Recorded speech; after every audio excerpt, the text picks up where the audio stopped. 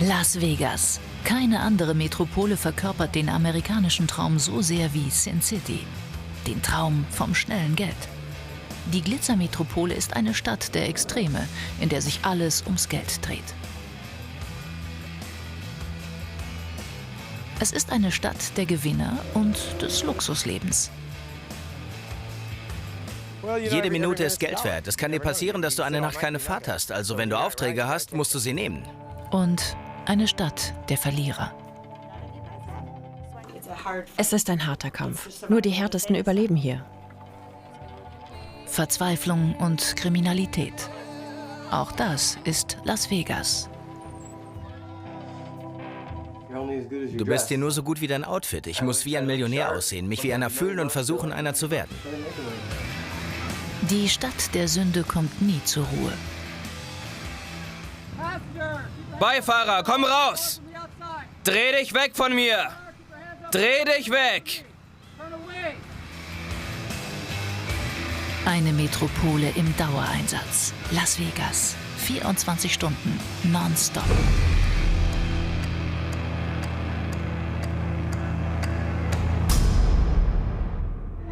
(20:01) in einem Pfandleihhaus am Rande des Strip.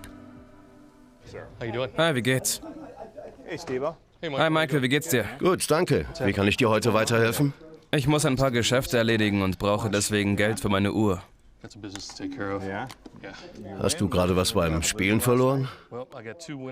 Nein, meine Baseballteams, auf die ich gewettet habe, haben gewonnen. Aber ich brauche Geld zum Überbrücken. Ich brauche $500 für die Uhr.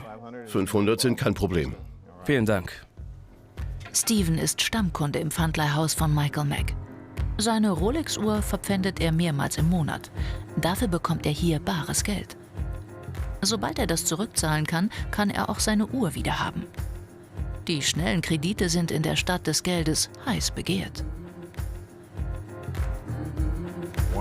1, 2, 3, 4, 500. Vielen Dank, Michael. Bis zum nächsten Mal. Viel Glück. Ich brauche nur ein bisschen Geld, bis ich meine Gewinne ausbezahlt bekomme.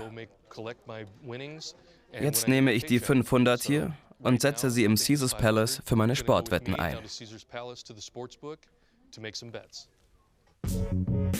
Seine Uhr kommt in einen Tresor.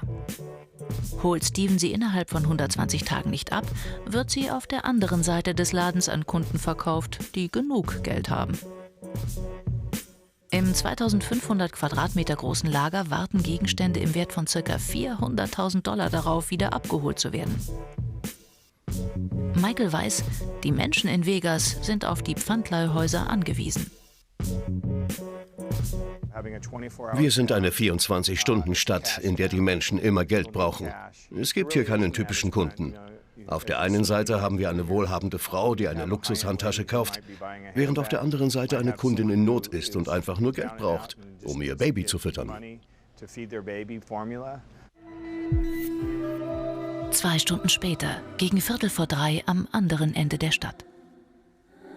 Lance Sherman bereitet sich auf die kommende Nacht vor. Der 38-Jährige ist ein sogenannter VIP-Host. Er organisiert individuelle Vegas-Trips für Leute, die es sich leisten können. Gerade ist sein wichtigster Klient in der Stadt angekommen. Willkommen in Vegas, mein Freund. Ich dachte, dass ich erstmal zu dir ins Hard Rock Hotel komme. Dann schauen wir uns einen MMI-Kampf im The D an. Wie findest du das? Danach habe ich noch einen Tisch zum Blackjack-Spielen reserviert. Danach habe ich dann noch einen VIP-Tisch im Nachtclub reserviert. Wir sehen uns in 30 Minuten. Sherry, sind alle Reservierungen gemacht? Ja, alles erledigt. Lance lebt davon, die Besucher von Vegas glücklich zu machen. Es gibt keinen Wunsch, den er nicht erfüllen kann, vom Tisch im Nachtclub bis hin zur Yacht. Bei seinem heutigen Kunden ist er auf alles gefasst. Don ist einer der größten VIPs in Vegas. Wenn er etwas von dir will, dann musst du es auch erledigen. Don ist unberechenbar. Er könnte heute Nacht $3.000 verspielen oder sogar 30.000. Solange er Spaß hat, spielt Geld keine Rolle. In einem Casino in Atlantic City hat er an einem Abend $10 Millionen gewonnen. Mal sehen, was heute Abend passiert. Lance hat die unterschiedlichsten Kunden aus der ganzen Welt, vom Junggesellenabschied bis zum Millionär. Doch eine Regel gilt hier für alle.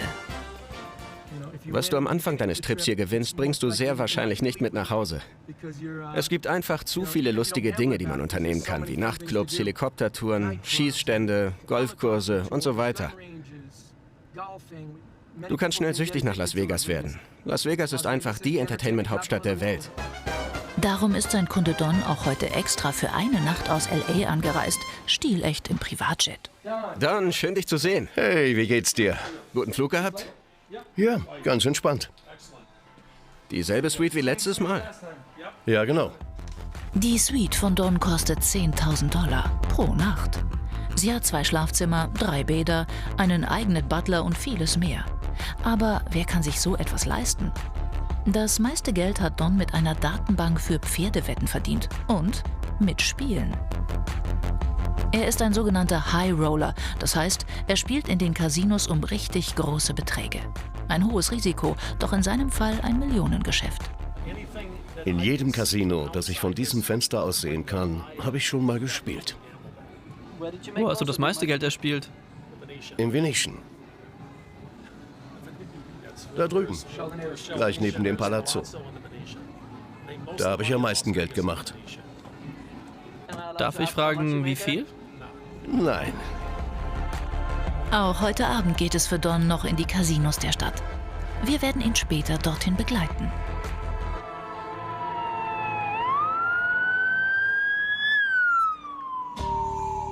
Zur gleichen Zeit fernab vom glitzernden Strip im Nordosten der Stadt. Eine Metropole, die so hell leuchtet wie Las Vegas, wirft auch Schatten. Die Wüstenstadt gehört zu den kriminellsten Orten der USA. Wir sind mit Officer Porter von der Las Vegas Metro Police verabredet und begleiten ihn eine Nacht auf Streife. Doch erstmal gibt es eine Sicherheitseinweisung. Jeder von uns hat auch mal Angst, aber wir haben hier einen Job zu erledigen. Wir müssen mutig genug sein, auch in eine Schießerei zu laufen, während alle anderen weglaufen. Ich hatte auch schon mal Angst. Aber damit musst du eben umgehen können.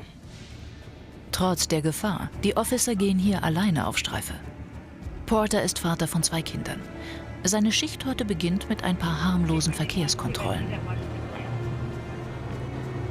Doch dann wird er über Funk zum Einsatz gerufen. Gestohlenes Auto, bitte kommen. Verstanden. Sofort machen wir uns auf den Weg zum Einsatzort.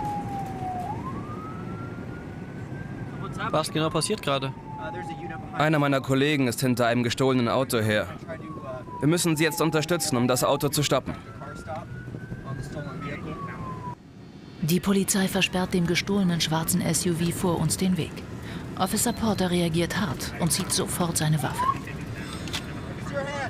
Nehmen Sie die Hände hoch. Kommt hinter mich.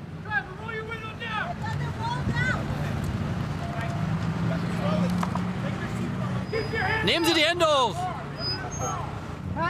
Strecken Sie die Hände aus dem Fenster und öffnen Sie die Tür von außen. Nehmen Sie die Hände hinter den Kopf und drehen Sie sich mit dem Rücken zu mir. Schauen Sie mich nicht an.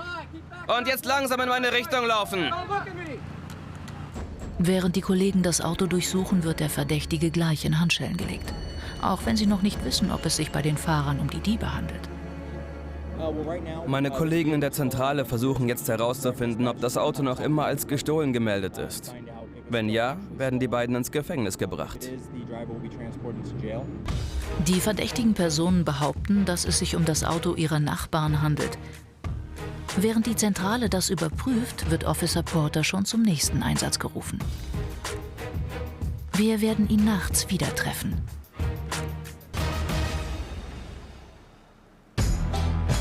Zurück am Las Vegas Boulevard, dem sogenannten Strip. Die Stadt ist nicht nur für die riesigen Casinos bekannt, sondern auch für ihre vielen Shows, wie den Cirque du Soleil. Dafür findet heute das wichtigste Casting des Jahres statt. Es ist 3:10 im Zarkana Theater mitten auf dem Strip. Sie träumt vom Leben im Rampenlicht. Die erst 17-jährige Althea aus Kalifornien ist einer von 23 eingeladenen Casting-Teilnehmern. Letzten Donnerstag habe ich mein Ticket gebucht. Es ging schnell. Aber genau das wollte ich schon immer. Es bedeutet für mich alles, den Leuten einmal zu sagen, ich war beim Cirque du Soleil. Die letzten Monate hat sie fast 7 Tage die Woche trainiert, teilweise bis zu 8 Stunden am Tag. Das hat seine Spuren hinterlassen. Wenn man mit dem Seil arbeitet, muss man seine Haut mit diesem Verband schützen. Das Seil verletzt ansonsten die Haut. Ich habe in letzter Zeit ziemlich viel trainiert. Die Jury ist extra aus Kanada eingeflogen. Dort kommt der berühmteste Artistenzirkus der Welt her. Wir erwarten uns heute, dass wir neue Talente finden. Unbekannte Leute. Wir wollen etwas Neues, etwas Frisches.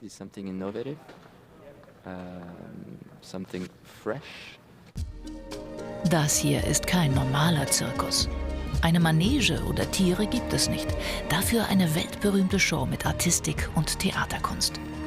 1300 Artisten aus knapp 50 Ländern stehen weltweit für den Cirque du Soleil auf der Bühne. Zu ihnen möchte auch Althea irgendwann gehören. Immer an ihrer Seite Andrew. Er kennt Althea schon seit vielen Jahren und war früher ihr Trainer. Er weiß, wie hart sie für den heutigen Tag gearbeitet hat. Sie ist gut genug, um es zu schaffen. Aber es liegt nicht in ihren Händen. Dann ist es soweit. Noch nie hat sie ihre Choreografie auf solch einer großen Bühne vorgeführt. Zudem muss sie dem Techniker Anweisungen geben, wann er die Seile hoch oder runter lassen soll. Hält die Jugendliche dem Druck stand? Kann die 17-Jährige die Jury mit ihrer Performance überzeugen?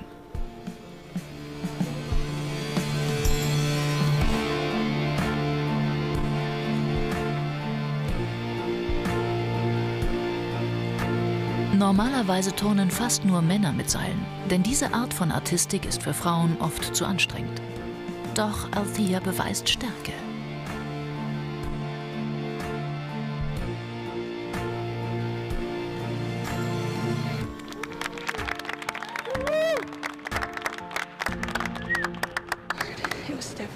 Es war sehr anstrengend, vor allem weil ich ja auch mit der Jury reden musste.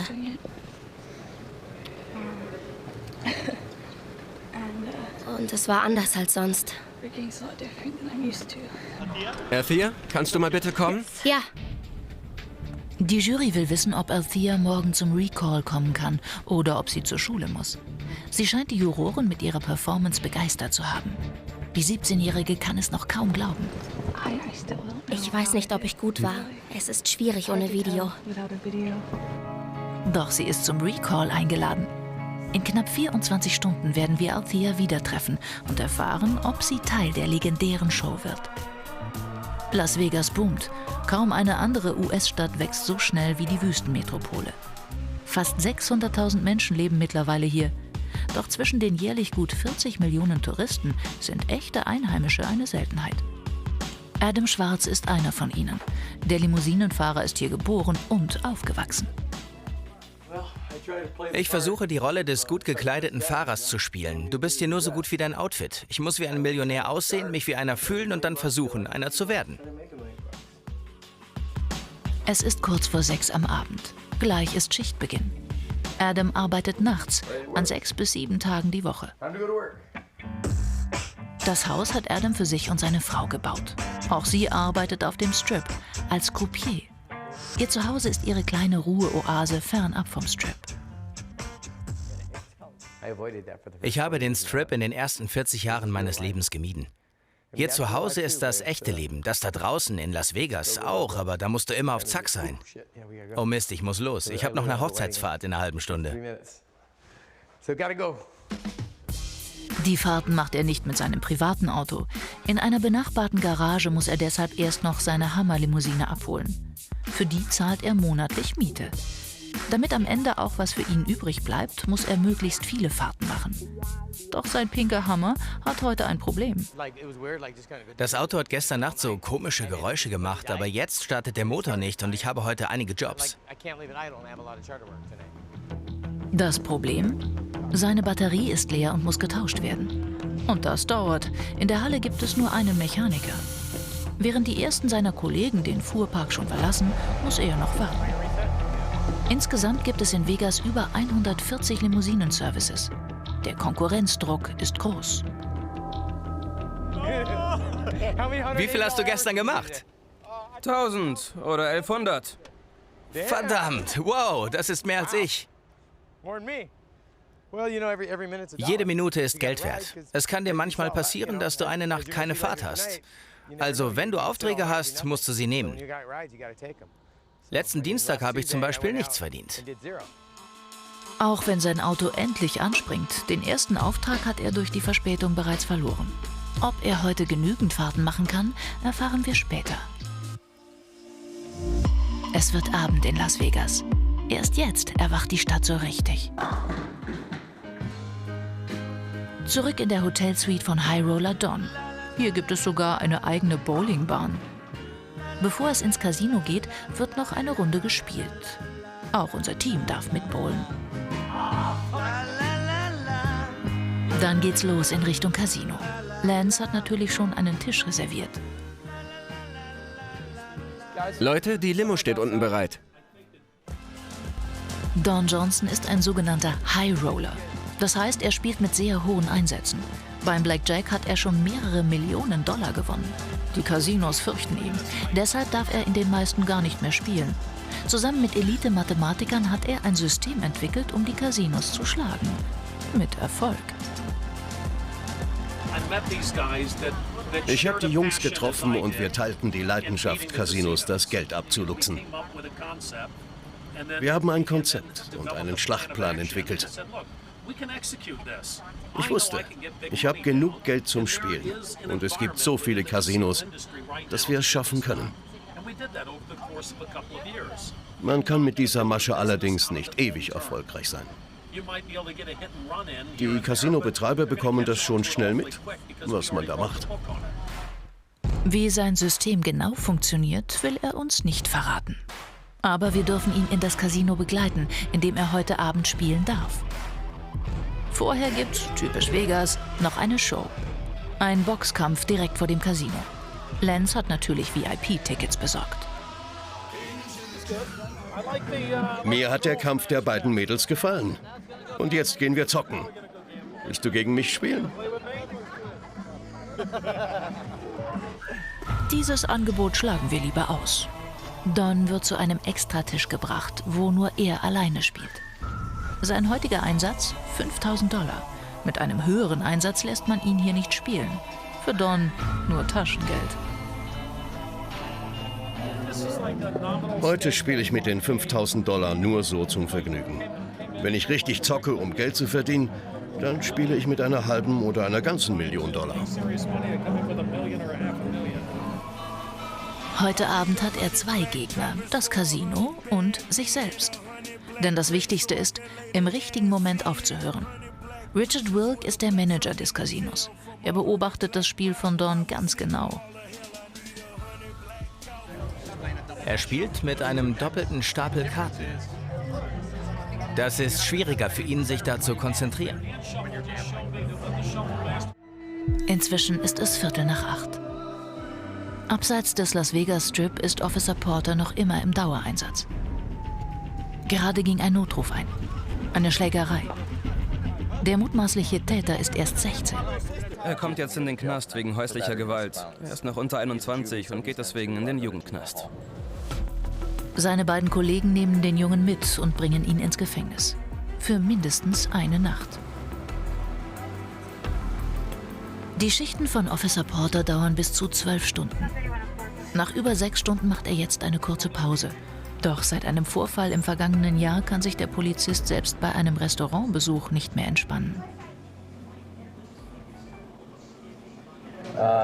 Meine beiden Kollegen haben Mittagspause in einer Pizzeria gemacht. Dann kam ein Mann herein und erschoss sie beide. Mit einem der Opfer habe ich lange zusammengearbeitet. Ich kannte ihn schon von der Polizeischule. Mich hat sein Tod hart getroffen. Der Vorfall hat den Officer verändert. Er ist noch wachsamer geworden. Immer wieder schaut er sich während unseres Gesprächs um. Sie sind immer auf der Hut, oder? Ja, ich schaue mich immer um. Ich beobachte immer meine Umgebung, schaue immer auf die Hände der Leute. Ich schaue immer, ob sie eine Waffe am Hosenbund tragen. Ich schaue ihnen in die Augen, kontrolliere, ob sie mich ansehen. Ich mag es nicht, wenn mir jemand im Rücken steht. Ich mag nicht in der Mitte eines Raumes sitzen. Ich weiß einfach, dass einige Leute uns verletzen wollen. Und das nur, weil wir diese Uniform tragen.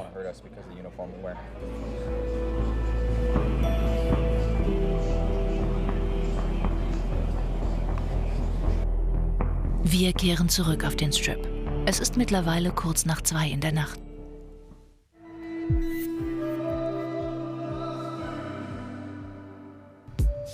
Limousinenfahrer Adam Schwartz sucht noch immer nach Fahrgästen. Das Problem? Er darf laut Gesetz keine Kundschaft am Straßenrand aufsammeln und mitnehmen, wie ein normales Taxi.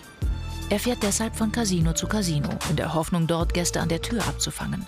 Doch hier ist das Revier der Portiers. Die Portiers regieren die Stadt. Die wollen alle ein Stück vom Kuchen abhaben. Das bedeutet, sie wollen Geld. Das heißt, sie bekommen von uns eine Provision von 20% für jeden vermittelten Gast. Man muss jeden Portier von jedem Hotel-Casino kennen. Die müssen alle deine Telefonnummer haben. Bis das der Fall ist, vergehen Jahre. Dann endlich ein Auftrag. Doch vor dem Casino wartet das nächste Problem. Sie müssen hier wegfahren. Aber ich habe einen Kunden, der jeden Moment kommt. Ich kann mit dem Auto hier nicht umdrehen, deswegen muss ich hier durchfahren. Das ist doch offensichtlich, oder? Was haben Sie da gesagt? Ich hasse Limofahrer. Ich liebe Sie auch. Einen schönen Abend noch. Sie müssen hier nicht unverschämt zu mir werden. Vollidiot. Adam muss weiterfahren und auf die nächsten Kunden hoffen. Über Funk bekommt er einen Auftrag von einem seiner Kollegen. Ich bin in 4 Minuten am MGM. Pünktlichkeit ist wichtig und 4 Minuten später ist Adam tatsächlich am Ziel. Wo wollt ihr hin? Venetian? Und dann hat er endlich seine Fahrt. Die erste einer langen Nacht. In dieser Stadt bist du nur etwas wert, wenn du auch gut arbeitest. Das ist ein 24-Stunden-Geschäft in einer 24-Stunden-Stadt. Man sagt ja immer, dass New York die Stadt ist, die niemals schläft. Aber bei denen ist um 4 Uhr nachts schon alles zu.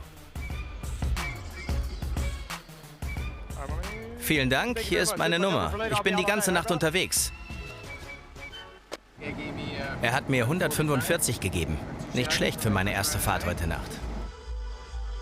Adam hat sich an das Leben in der Nacht gewöhnt. Sein Arbeitstag hat gerade erst begonnen. In einer Stadt, die wirklich niemals schläft. Es ist kurz nach 4 am Morgen. Auf dem Strip tobt das Leben. Zurück bei High Roller Don, der immer noch am Blackjack-Tisch sitzt. Er hat mit $5.000 angefangen. In kürzester Zeit hat er daraus 8.000 gemacht. Die $3.000 Gewinn lässt er sich jetzt auszahlen.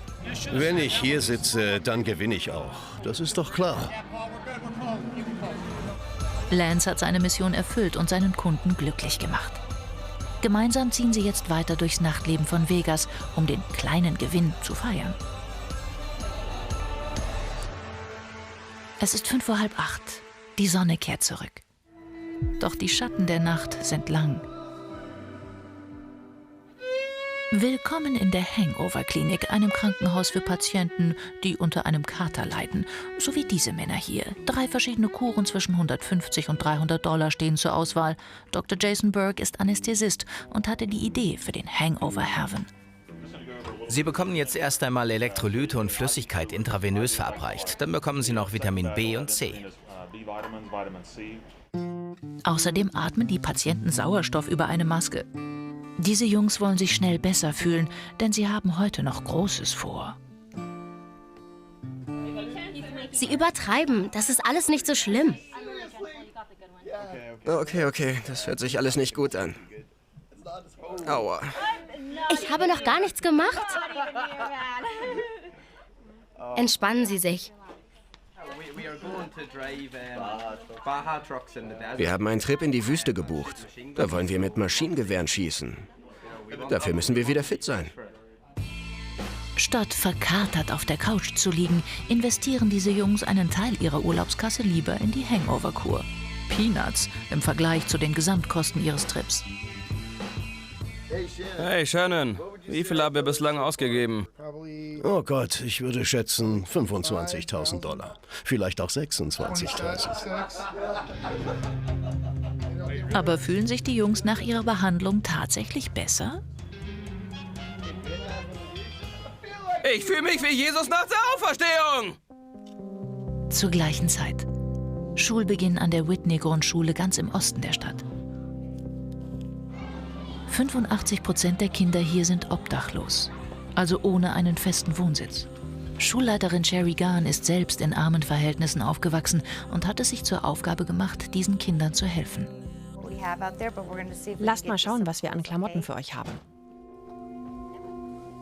Diese Kinder, viele davon Brüder und Schwestern, sollen heute neu eingekleidet werden. Die Kinder tragen dieselben Kleider oftmals mehrere Tage lang. Am Ende der Woche wird ihre Kleidung sehr schmutzig. Mit ihren Eltern shoppen gehen, das kennen diese Kinder nicht. Für sie ist der heutige Tag ein großes Highlight. Finanziert wird das Ganze vor allem durch Spenden von privaten Unternehmen. Sherry sorgt sich um die Kids, als wären es ihre eigenen. Wer von euch hat einen dicken Pullover oder einen Mantel? Niemand von euch hat das? Viele der Kinder haben kein Dach über dem Kopf oder schlafen teilweise zu 10 in einem Zimmer. Ohne die Spenden müssten sie im Herbst und Winter frieren. Bei der Auswahl ihrer Klamotten sind die Kinder nicht wählerisch. Sie freuen sich über jedes Stück Stoff und auch über den Besuch unseres Galileo-Teams, denn ihr Alltag zu Hause ist ein reiner Überlebenskampf. Unser Kamerateam ist da eine willkommene Abwechslung.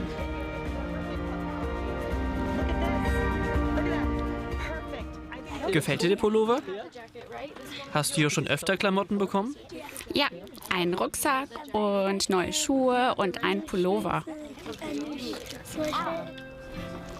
Doch es gibt hier nicht nur Kleidung, sondern auch Spielsachen.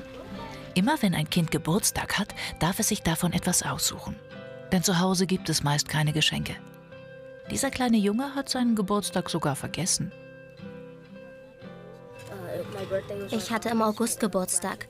Es war so laut in der Klasse, da habe ich den Aufruf nicht gehört. Okay. Du darfst dir ein Geschenk aussuchen. Viele Kinder wissen gar nicht, dass man etwas Besonderes macht, wenn man Geburtstag hat. Ich hoffe, dass sie sich so wenigstens einmal wertgeschätzt fühlen. Das ist unser Ziel. Wir fragen die Kinder, was sie an ihrem Geburtstag sonst so machen, und sie sagen, dass es ein Tag ist wie jeder andere Tag auch. Herzlichen Glückwunsch nachträglich zum Geburtstag. Der kleine Samson ist ganz aufgeregt. Er hat sich ein besonderes Geschenk ausgesucht. Eine Erinnerung an seinen Vater. Eine Wrestling-Puppe. Mein Vater hat mit mir früher immer auf dem Bett gewrestelt, aber jetzt ist er im Gefängnis. Wir können nur mit ihm telefonieren. Er sagt mir dann, dass ich auf meine Schwestern und Brüder aufpassen soll. Er sagt, dass er eines Tages zurückkommen wird.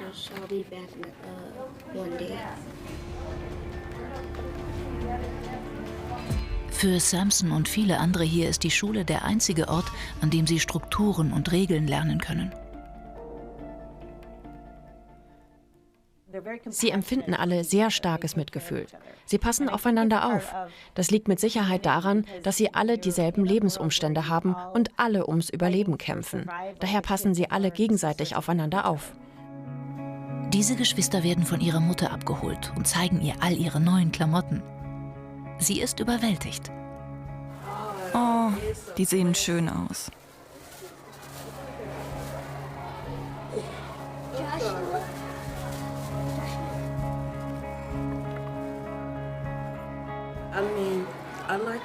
Ich meine, ich mag meinen Job, aber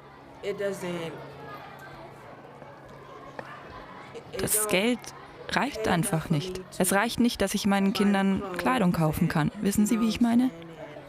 Es ist schrecklich. Die Familie lebt in einem Weekly Home, also einem Raum, den sie nur wöchentlich anmietet. 9 Menschen in einem Raum.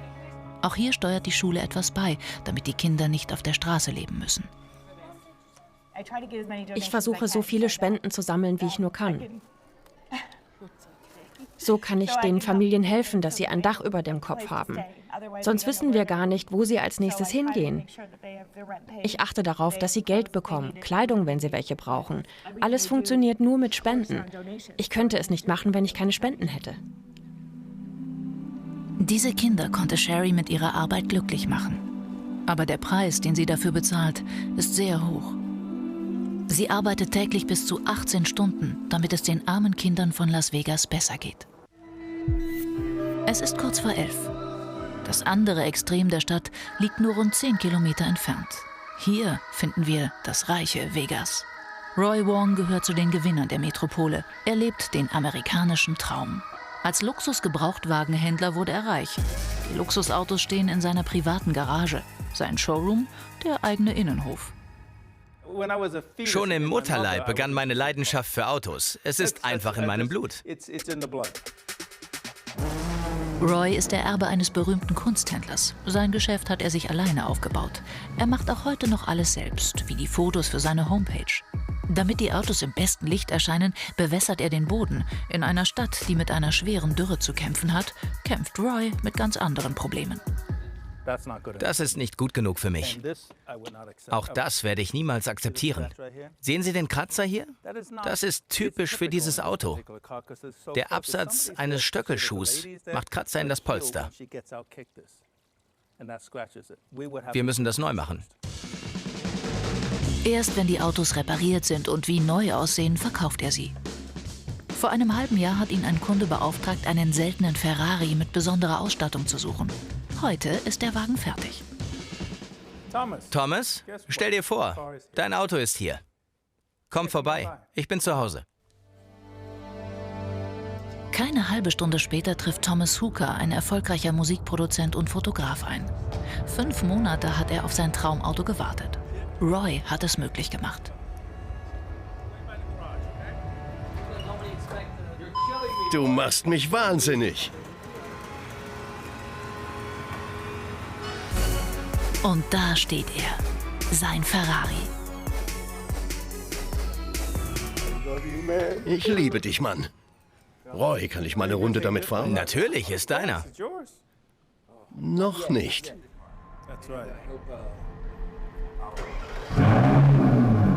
Doch Roy ist sich sicher, sein Kunde wird den Ferrari kaufen.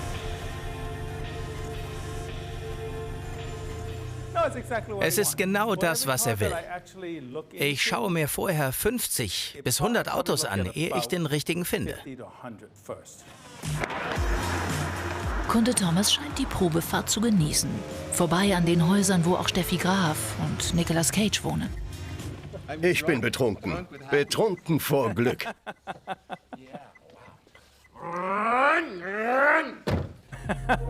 Jackpot für den Luxushändler. Thomas hatte ganz spezielle Wünsche. Schwarzes Leder, weiße Nähte, gelbe Bremsblöcke. Ein Gebrauchtwagen für $190.000. Und Roy hat das Auto für ihn gefunden.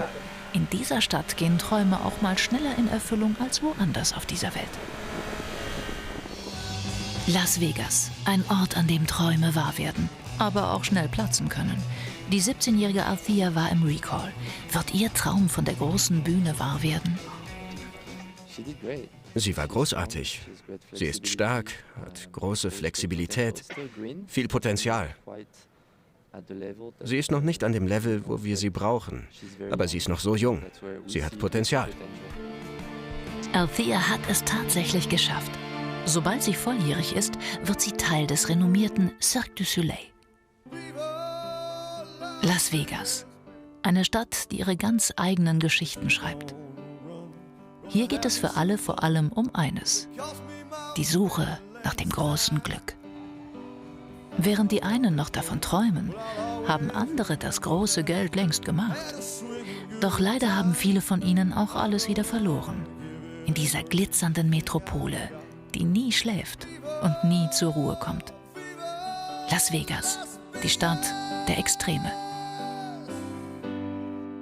Das hier ist tatsächlich ein Privathaus. Alles in jahrelanger Arbeit selbst gebaut. Wie lebt sich's dort? Klickt hier rein.